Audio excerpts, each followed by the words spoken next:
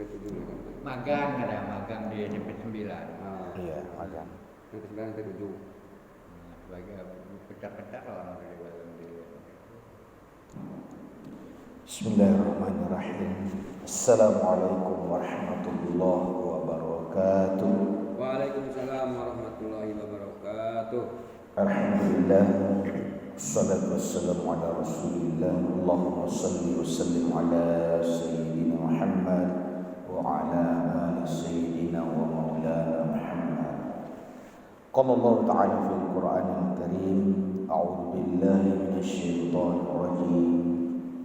Ya ayyuhalladzina amanu ruk'u wasjudu wa'budu rabbakum waf'alul khairat la'allakum tuflihun. Shadaqallahul azim. Alhamdulillah, segala puji bagi Allah Subhanahu wa taala yang senantiasa masih melimpahkan nikmat-Nya kepada kita. Mudah-mudahan segala nikmat yang Allah karuniakan ini menghantarkan kita menjadi orang-orang yang pandai bersyukur. Salam dan salawat semoga senantiasa Allah curahkan kepada junjungan kita Nabiullah Muhammad sallallahu alaihi wasallam dengan mengucapkan Allahumma shalli ala sayyidina Muhammad wa ala ali sayyidina wa maulana Muhammad.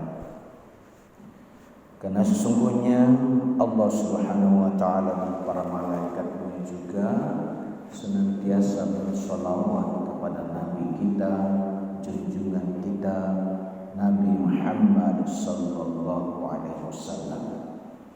Dan Allah mengajak kepada kita, memerintahkan kepada kita kalau kita tergolong orang yang beriman.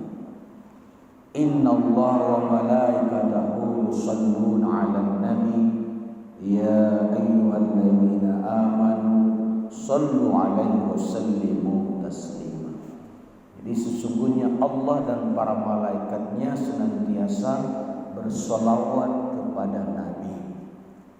Kemudian Allah Subhanahu wa taala mengajak kepada orang-orang yang beriman. Yang beriman diajak, yang tidak beriman tidak diajak. Biasanya orang yang diajak itu berarti orang itu disenang. Biasanya orang yang tidak diajak itu kurang-kurang dipeduli, Pak. Kita pasti kepingin disenangi oleh Allah. Kita kepingin diajak oleh Allah Subhanahu wa taala. Ajakan menuju surga Allah Subhanahu wa taala. Kalau ke neraka Allah tidak perlu ajak kita gitu.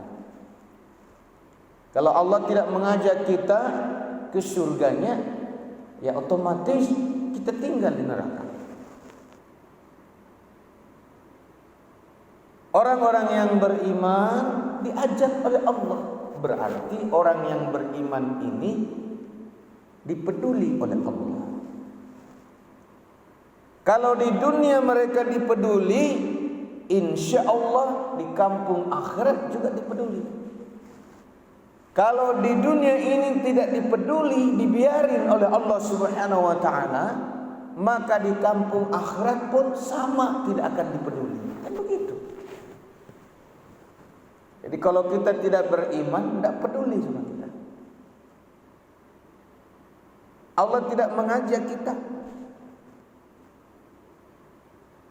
Maka orang-orang yang mengaku beriman, mari kita memenuhi panggilan Allah. Ya ayyuhalladzina amanu ruk'u. Wahai orang-orang yang beriman, rukuklah. Itu perintah salat itu. Wasjudu, dan sujudlah. Ketika kita ruku, kita akan berkata Subhana rabbil azim wa bihamdi. Subhana rabbiyal azim wa bihamdi. Biasanya 3 kali. Maha suci Allah Subhanahu wa taala yang maha agung. Kita tunduk kepada Allah Subhanahu wa taala. Kita mengerjakan yang diperintahkannya, kita ruku, lalu kita mengatakan subhana rabbiyal azim wa bihamdi. Maha suci Allah Subhanahu wa taala yang maha agung, yang maha luar biasa kebesarannya, kerajaannya. Kita tunduk di hadapannya. Wa bihamdihi, dengan kita memuji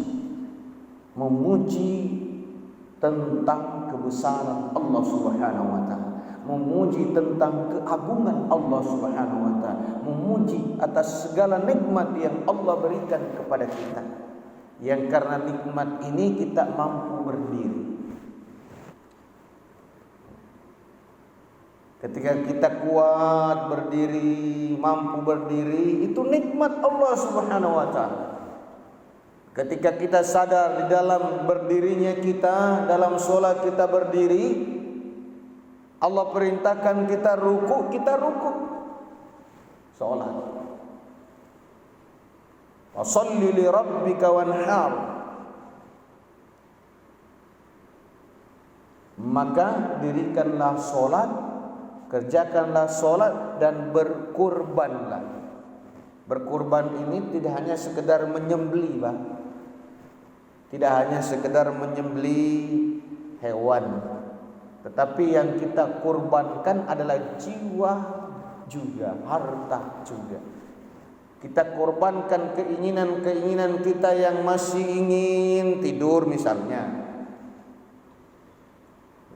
Keinginan kita untuk masih mengurusi dunia misalnya. Kita kurbankan dalam rangka memenuhi panggilan Allah Subhanahu wa taala. Perintah itu, Pak. Karena Allah berikan nikmat. Inna a'tainakal kautsar. Sesungguhnya kami telah memberikan nikmat kepadamu, wahai Muhammad, juga kepada kita.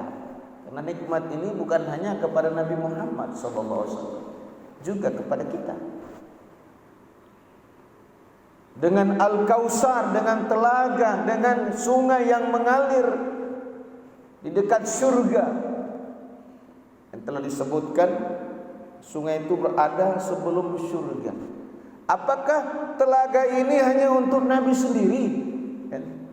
Apakah surga yang mengalir sungai-sungai itu hanya untuk Nabi Muhammad SAW sendiri? Tidak. Untuk orang-orang yang mengikutinya, untuk kita. Maka Nabi mengajak kita. Apakah surga ini hanya untuk Allah Subhanahu wa taala? Tidak, untuk hamba-hambanya, untuk orang-orang yang beriman dan beramal soleh, diperuntukkan. Allah perintahkan kita ruku, wasjudu, dan sujudlah. Sujud. Dalam sujud kita lebih merendahkan diri kita lagi. Kepala kita nempel ke lantai, kepala kita nempel ke bumi, supaya kita sadar bahwa kita ini dari sana. Makanan kita dari bumi, minuman kita dari bumi, nenek moyang kita juga dari bumi, dari tanah Nabi Adam diciptakan. Dan kita akan kembali ke bumi. Tubuh ini akan kembali ke tanah, Pak. Kecuali kalau kita mati, tubuh kita ini tidak ditaruh di tanah. Kalau orang muslim pasti ke tanah. Kalau orang-orang yang beragama samawi, agama yang turun dari langit, orang Islam ditanam, orang kita Nasrani ditanam. Yahudi ditanam. Tapi ada juga orang yang mati dari tanam, Pak. Banyak. Ada yang dibakar. Saudara kita orang-orang Hindu dibakar. Ada juga yang tidak dibakar, tidak ditanam. Ada yang ditaruh di kayu, Pak. Di Sulawesi itu, di daerah Tanah Toraja itu, dulu saya pernah ke sana. Kalau bayi yang mati itu, ya, itu aliran kepercayaan namanya Arut Tudolo namanya. Itu bayi kalau mati ditaruh di pohon. Nah, kalau bukan bayi biasanya ditaruh di gua-gua. Ditaruh dalam apa namanya semacam kerangka tapi seperti lesung bertahun-tahun tuh. Bahkan mereka itu diawetkan tuh, Pak. Bayangkan.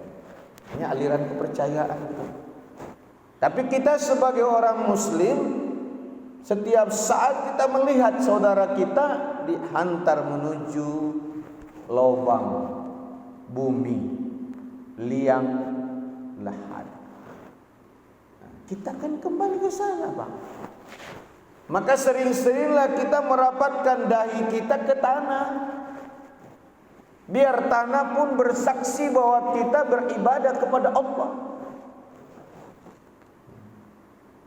Kalau tanah bersaksi bahwa kita adalah hamba-hamba Allah Subhanahu wa taala, maka insya Allah tanah pun tidak akan mendatangkan mudarat bagi kita. Tapi sebaliknya, jika kita tergolong orang yang tidak beribadah kepada Allah, sombong di atas permukaan bumi ini, ya, tentu ketika kita kembali dimasukkan di dalam tanah, kita akan mengalami kesusahan. Bahkan disebutkan dalam kitab para ulama, tanah itu akan dirapatkan sehingga menghimpit tubuh kita. Tulang-tulang kita saling memakan, dihimpit oleh tanah. Juga makhluk-makhluk di dalam tanah begitu banyak. Ulat-ulat, kalajengking mungkin juga ada. Ular-ular tanah juga akan menggerogoti tubuh kita. Kita adalah makanan empuk bagi mereka. Tapi ada juga yang tidak. Buktinya ada orang yang berpuluh tahun telah meninggal dunia ditaruh dalam tanah, jasadnya masih utuh. Karena kira-kira siapa yang memberikan pertolongan? Oleh karena itu mari Allah memanggil kita, Bapak Ibu sekalian, saudara-saudara sekalian, ya. Kalau kita kepingin di saat-saat penghujung hidup kita di dunia ini dipanggil, ya ayyatuhan nafsul mutmainnah. Semua pasti kepingin dipanggil, Pak. Ya ayyatuhan nafsul mutmainnah irji'i ila rabbika radiyatan mardiyah. Wahai jiwa yang tenang, mutmainnah. Siapakah mereka yang jiwanya tenang? Adalah orang-orang yang senantiasa beribadah kepada Allah, senantiasa berzikir kepada Allah. Ala bidzikrillah tatmainnul qulub. Tuh. Sesungguhnya orang-orang yang mengingat kepada Allah, ala bidzikrillah tatmainnul qulub. Mutmainnah. Itu Pak.